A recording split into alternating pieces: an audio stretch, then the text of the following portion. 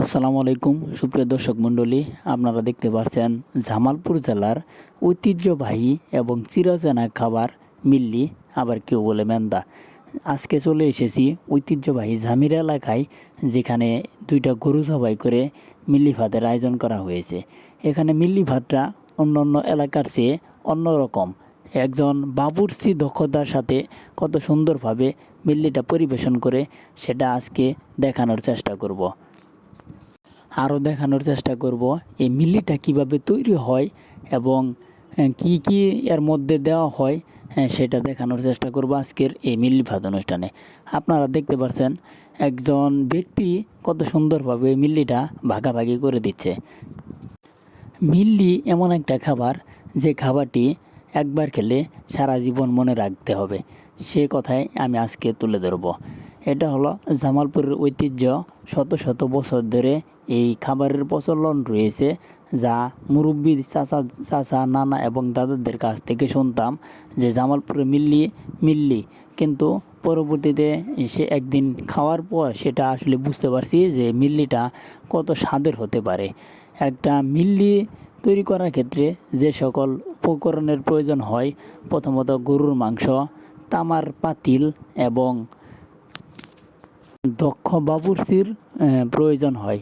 এই মিল্লি প্রয়োজনের মিল্লি শুধু একটা খাবার নয়, যেটা মানুষের অন্তরে লেগে থাকে। একজন মানুষ মারা গেলে তার আত্মার মাগফিরাতের জন্য এই মিল্লি ভাতের আয়োজন করা হয়।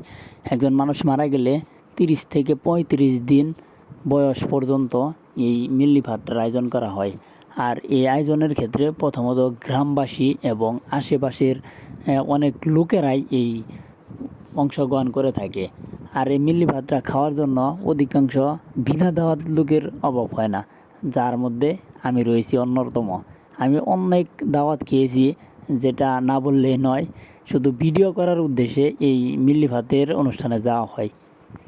আজকে চলে এসেছি ঝামিরায়, যেখানে বন্ধুর নিমন্ত্রণে এই মিল্লি ভাত অনুষ্ঠানে এসেছি। হাজার হাজার লোকের উপস্থিতি।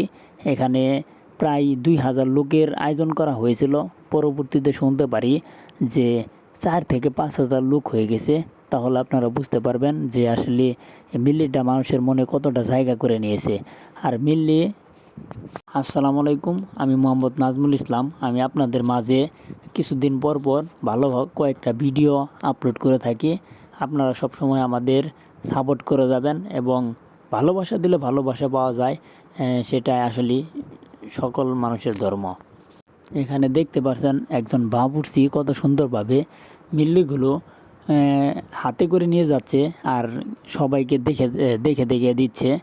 এটা হলো একজন বাবুর্চি এবং লোকজনের কাজ, যেটা পৃথিবীতে অনেক ধরনের খাবার রয়েছে, যার মধ্যে জামালপুরের বিখ্যাত এবং অন্যান্য জেলার একটি আবেগের খাবার মিল্লি, যেটা জামালপুর, গাজীপুর এবং সিরাজগঞ্জেও আয়োজন করা হয়। যেটা জামালপুরের খাবার হলেও সিরাজগঞ্জে সবচাইতে বেশি প্রচলিত। গ্রামের মানুষের আবেগ, ভালোবাসা এবং মিশ্রিত হয়ে এই মিল্লি ভাতের অংশটা কার্যকরী হয়েছে। একজন বাবুর্চি দেখেন কত সুন্দরভাবে দেখে দেখে মিল্লিটা দিচ্ছে। এটা হলো জামালপুরের উদ্দেশ্য। মানুষ কতটা পাগল হলে একটা উপজেলা থেকে আরেকটা উপজেলায় বিনা দাওয়াতের উদ্দেশ্যে এই মিল্লিটা খাওয়ার জন্য আসে, সেটা আসলে বলার বাইরে। আর একজন মৃত ব্যক্তি মারা গেলে তার উদ্দেশ্য করে যে খাওয়ানো হয়, তার জন্য একটা মুনাজাতের আয়োজন করা হয় মিল্লির অনুষ্ঠানে, যেটা খাওয়ার আগে পড়ানো হয়। আপনারা দেখছেন সে একজন মুরব্বী বা হুজুর বা মুয়াজ্জিম বলতে পারেন, সে কত সুন্দরভাবে এই দোয়া পরিবেশন করছে।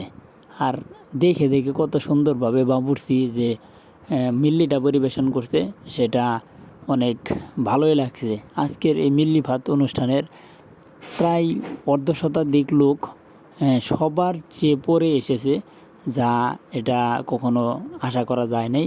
এখানে সবাইকে প্রায় মিল্লিটা দেওয়া হয়ে গেছে। আর কিছু সংখ্যক লোক বাদ আছে, যেটা অল্প কিছুক্ষণের মধ্যে পেয়ে যাবে। আর কিছুক্ষণ পরে এই মিল্লিটা খাওয়াবো। এই মিল্লিটা শত শত বছর ধরে প্রচলিত হয়ে আসছে, যেটা দাদা নানা এবং চাচাদের কাছ থেকে শুনতাম। গ্রামের কৃষক থেকে শুরু করে চাষারা পর্যন্ত এই মিল্লি ভাতে অংশগ্রহণ করে নিজের কর্ম বাদ দিয়ে। তাহলে আপনারা বুঝতে পারবেন যে আসলে কতটা জায়গা করে নিছে মানুষের মনে এই মিল্লি।